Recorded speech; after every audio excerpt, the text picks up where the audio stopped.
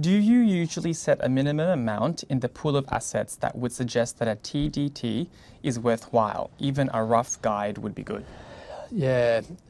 my thinking on this has evolved a bit over the last couple of years.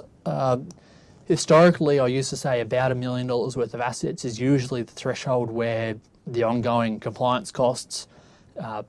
tend to start, being offset by particularly thinking of the tax benefits. So probably up until a couple of years ago, I would have said about $1 million.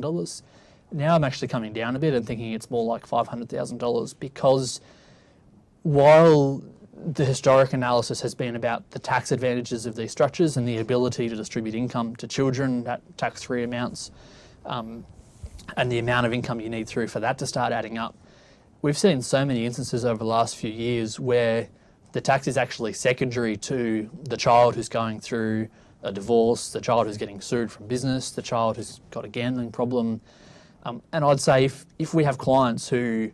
know that their children have one of these problems,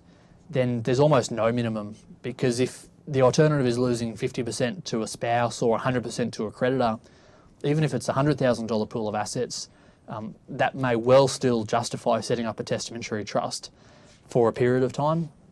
in the context that these trusts can usually be wound up at any time that the trustee determines. So while we would typically enable them to last for 80 years, if there's a specific risk we're trying to deal with today because the child's going through a matrimonial breakdown, regardless of the value of the assets that are involved, we might still have it go into the testamentary trust, have it there where it's protected and preserved for that child, but then look to wind up that testamentary trust and pull the assets out once that current issue is resolved, if the value of the assets isn't enough to otherwise justify the ongoing administration costs.